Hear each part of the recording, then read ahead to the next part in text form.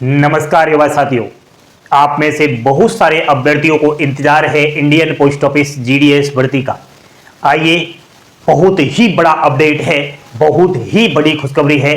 सभी बच्चे लाइक का बटन दबाएंगे और चैनल पर पहली बार विजिट कर रहे हैं तो सभी प्यारे बच्चे लाइक करेंगे और इस चैनल को सब्सक्राइब जरूर करेंगे। साथियों, आपने देखा होगा बिना परीक्षा भर्तियां, खूब आपने देखी होगी। बिना परीक्षा के सरकारी नौकरी क्या लग सकते हैं? हां दोस्तों, बिना किसी परीक्षा के सरकारी नौकरी हम आपको आज बिल्कुल बता रहे हैं। सर, हमने सुना है बिना परीक्षा नौकरी तो लगती है, लेकिन वो सरकारी होती है या फिर ज्यादातर प्राइवेट होती है, संविदा बेस पर होती है, यानी कि कॉन्ट्रैक्ट्स बेस पर होती है और अस्थायी होती है। उनमें कोई प्रमोशन नहीं होता और बाद में बेरोजगार के बेरोजगार ही हो जाते हैं। ये बिल्कुल सच है। जो भी भारत देश के अंदर बिना परीक्षा भर्तियां होती है, ज्यादातर ऐसी ही होती है, कम समय के लिए नौकरी। लेकिन आज मैं आपको भारत देश की नंबर 1 ऐसी भर्ती बता रहा हूं जिसमें आपको सरकारी नौकरी मिल रही है, परमानेंट स्थायी नौकरी मिल रही है। इसमें आपका प्रमोशन भी होगा और आपका भविष्य भी बनेगा। यह है भारत देश की नंबर 1 भर्ती। मैं बात कर रहा हूं दोस्तों इंडियन पोस्ट ऑफिस भारतीय डाक विभाग में आ रही ग्रामीण डाक सेवक जीडीएस की वैकेंसी की। जीडीएस में 3 प्रकार के पद होते हैं। पहला है बीपीएम, जिसको हम ब्रांच पोस्ट मास्टर कहते हैं। दूसरा है एबीपीएम, जिसको हम असिस्टेंट ब्रांच पोस्ट मास्टर कहते हैं। और थर्ड नंबर का है डाक सेवक, जिसे हम डाक सेवक ही कह सकते हैं।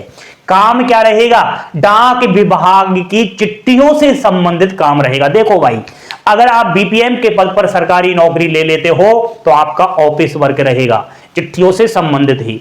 और एबीपीएम और डाक सेवक के पद पर अगर आपकी नौकरी लगती है तो फिर आपकी डाक विभाग की जो चिट्ठियां आती है उनको घर घर जाकर पहुंचाना होता है। वेतन आपको प्रति माह शुरुआती अगर बताऊं तो 16,000 रुपए से 18,000 रुपए रहेगा। बाद में आपका वेतन बढ़ता चला जाएगा। साथियों, ड्यूटी का समय 4 से और 5 घंटे है मात्र, यानी कि 4-5 घंटे ड्यूटी करने के बाद आप अपना और भी काम कर सकते हो, आप सेल्फ स्टडी कर सकते हो और भी पढ़ाई कर सकते हो, कुछ भी कर सकते हो।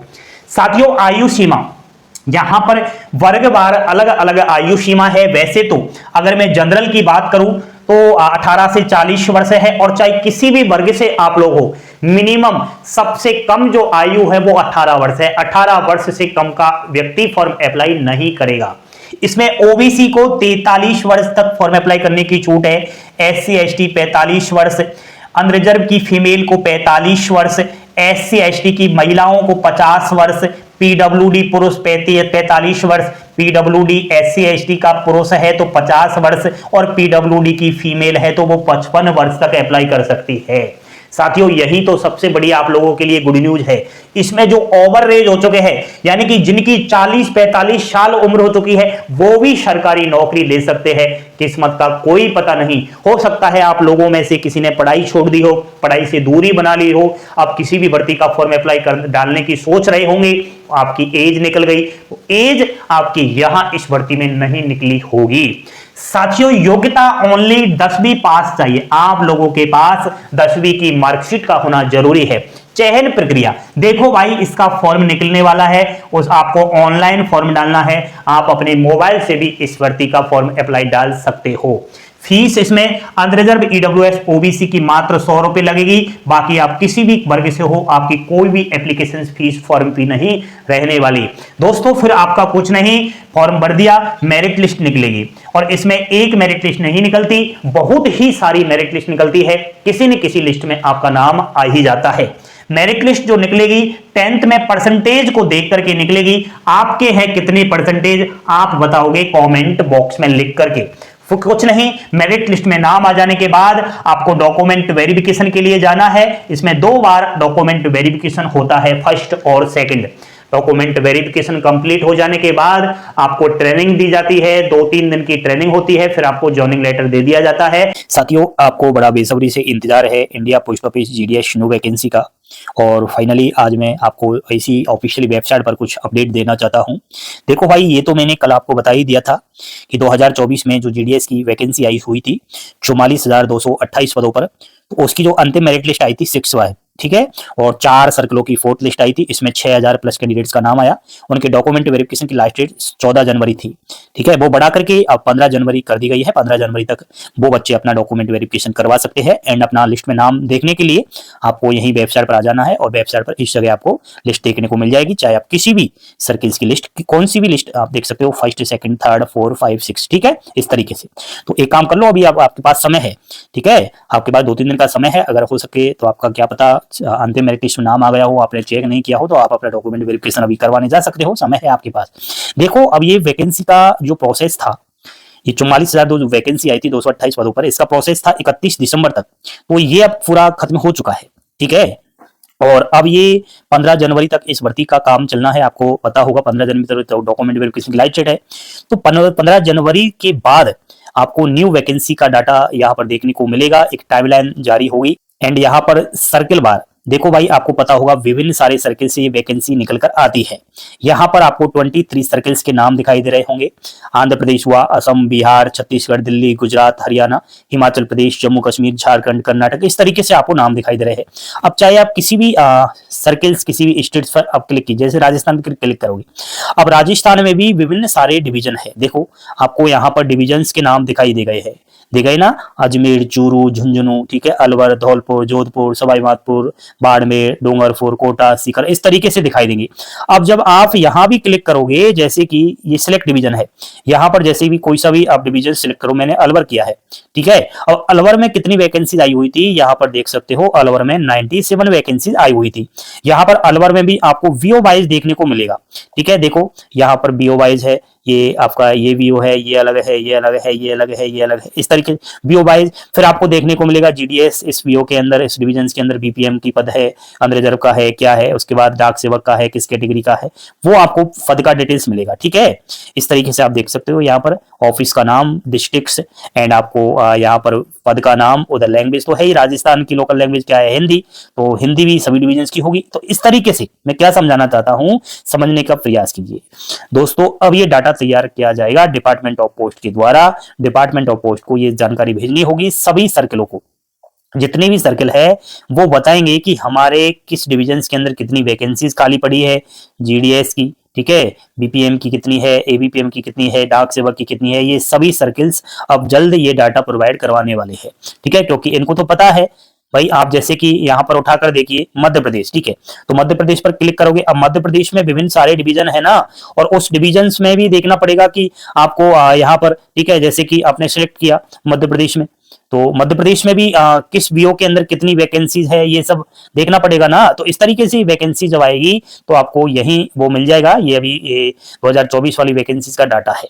ठीक है साथियों। तो मैं समझता हूं 15 जनवरी के बाद ये काम शुरू हो जाएगा, एक डाटा तैयार किया जाएगा कि कितनी वैकेंसीज निकालनी है जीडीएस की, बीपीएम, एबीपीएम, डाक सेवक के पद पर। और फाइनली मुझे आपको बिल्कुल ये विश्वास के साथ कहना है कि आपकी 100% ये वैकेंसीज देखने को मिलेगी, और अवश्य यही वेबसाइट है, यहीं से आपको नोटिफिकेशन मिल जाएगा।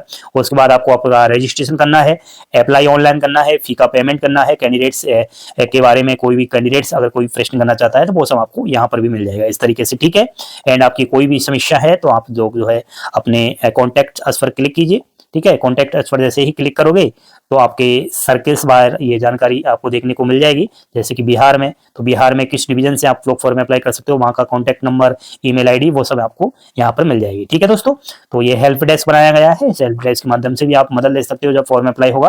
बाकी ये हेल्प डेस्क का काम ही नहीं पड़ेगा, क्योंकि हम लोग आपको ऐसी जानकारी देंगे, ऐसा फॉर्म अप्लाई करवाएंगे। देखो भाई, आपको पता होगा अभी 2024 में 44,228 पदों पर वैकेंसी आई, 68 लाख युवाओं ने फॉर्म अप्लाई किया। भाई नौकरी कितनों को मिलेगी, नौकरी तो मात्र 44,228 को भी मिलेगी ना, 68 लाख को तो नहीं मिल सकती। तो आपको थोड़ा दिमाग से फॉर्म डालना है, क्योंकि ये भर्ती 10th की परसेंटेज से इसमें नौकरी लगती है। अब आपके 10th में कितने परसेंटेज है आप मुझे बताना। इसमें कोई भी दोस्तों एग्जाम्स तो इसमें होता ही नहीं है, ठीक है, एग्जाम्स नहीं होता। और मैंने जैसा कि बोर्ड पर बताया, बिल्कुल परमानेंट नौकरी है, स्थायी नौकरी है, सरकारी नौकरी है, और जल्द इसके फॉर्म शुरू हो जाएंगे। आप लोग बिल्कुल तैयार हो जाइए। एक और बात बता देता हूं कि देखो भाई, वैसे तो 23 सर्किल से ये वैकेंसी निकल कर आ रही है, लेकिन यहां पर आपको बिल्कुल ये सर्किल वार ध्यान रखना पड़ेगा कि किस सर्किल की लैंग्वेज आपने पढ़ी है। यहाँ पर कुछ ऐसे हिंदी भाषी सर्किल है, जैसे कि हिंदी पर मैं क्लिक कर देता हूँ, ठीक है। हिंदी वाली बिहार हुआ, छत्तीसगढ़ हुआ, दिल्ली हुआ, हरियाणा, हिमाचल प्रदेश, जम्मू कश्मीर, झारखंड, उसके बाद मध्य प्रदेश, ठीक है, नॉर्थ ईस्ट में कुछ जगह है, पंजाब है, राजस्थान है, ठीक है, उत्तर प्रदेश है, उत्तराखंड है, ये हिंदी वाले हैं। अदर लैंग्वेज वाले सर्किल आपको बता दूं, आंध्र प्रदेश, असम हुआ, ठीक है, गुजरात हुआ, कर्नाटक, केरल, ठीक है, तमिलनाडु, तेलंगाना, उड़ीसा, एंड आपका ये वेस्ट बंगाल हुआ, ठीक है, महाराष्ट्र हुआ। तो जो रेड कलर के वाले सर्किल है, यहां से आप लोग फॉर्म अप्लाई मत करना अगर आप हिंदी भाषी सर्किल हो। अगर आप जो हरे कलर में ये सर्किल है यहां से बिलोंग कर रहे हो, तो फिर आप रेड कलर में जाकर के अप्लाई नहीं करना। देखो भाई, समझने का प्रयास करो आप लोग, मैं समझाने का कोशिश कर रहा हूं।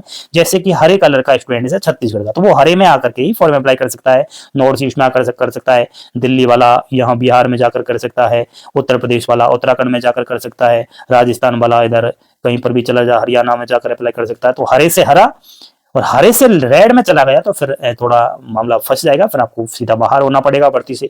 इसका थोड़ा ध्यान रखना। तो ये भर्ती जल्द आ रही है 23 सर्किल से, आप लोग बिल्कुल तैयार हो जाए, 10th की मार्कशीट तैयार रखें और कुछ डॉक्यूमेंट्स भी तैयार रखिएगा, ठीक है। तो फाइनली ये अपडेट मैंने आपको दिया। यूट्यूब पर बहुत सारी वीडियो बन रही है, अभी कोई वैकेंसी का फाइनली ऑफिशियली अपडेट नहीं है। जो हम आपको डेट बता रहे हैं उसी की डेट में आपका नोटिफिकेशन जारी होगा। हम बता रहे हैं कि 15 जनवरी तक ये डाटा बिल्कुल तैयार होने लग जाएंगे, और सर्किल वार, डिवीजन वार, BO wise, HO, SO wise ये डाटा मिल करके और फाइनली एक साथ सभी 23 सर्किल्स की वैकेंसी जीडीएस की देखने को मिलेगी, ठीक है दोस्तों। तो इस वीडियो को लाइक करें, शेयर करें, सब्सक्राइब करें। धन्यवाद।